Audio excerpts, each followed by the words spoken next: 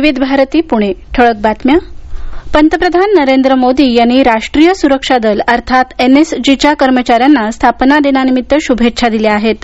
देशाच्या सुरक्षिततेत एनएसजीचं मोलाचं योगदान असून देशाला त्यांचा अभिमान आहे असं मोदी यांनी आपल्या ट्विटर संदेशात म्हटलं आहे.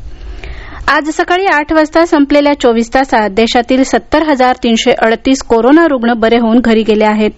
आतापर्यंत एकूण 64,53,779 रुग्ण बरे झाले आहेत. रुग्ण बरे होण्याचा दर आता 87.56% झाला आहे. देशात कोविड-19 मृत्यू होण्याचा दर जगात सर्वात कमी आहे. तो दर 1.52% आहे. काल देशात 895 रुग्णांचा मृत्यू झाला. आतापर्यंत 1,12,161 रुग्णांचा मृत्यू झाला आहे. देशात सध्या 8,04,528 रुग्ण उपचार घेत आहेत. अल्कोहोलयुक्त सॅनिटायझरच्या निर्यातीवरचे सर्व निर्बंध केंद्र सरकारनं हटवले आहेत. अल्कोहोलयुक्त डिस्पेन्सर पंप असलेल्या हँड सॅनिटायझर्सच्या निर्यातीवरचे निर्बंध तत्काळ प्रभावानं उठवण्यात आल्याचं परदेशी व्यापार महासंचालनालयानं जारी केलेल्या अधिसूचनेत म्हटलं आहे. त्यामुळे आता यापुढे अल्कोहोलयुक्त सॅनिटायझर कोणत्याही स्वरूपात आणि पॅकेजिंगमध्ये निर्यात करता येणार आहे.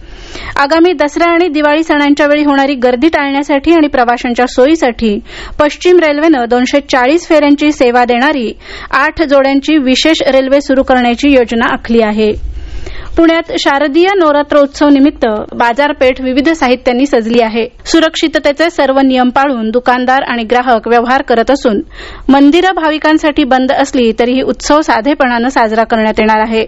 अवघ्या महाराष्ट्राचं कुलदैवत असलेल्या जेजुरीच्या खंडेरायाचा नवरात्र उत्सवही साधेपणानं साजरा केला जाणार असून भाविकांनी दर्शनासाठी गर्दी करू नये असं आवाहन विश्वस्तांनी केलं आहे.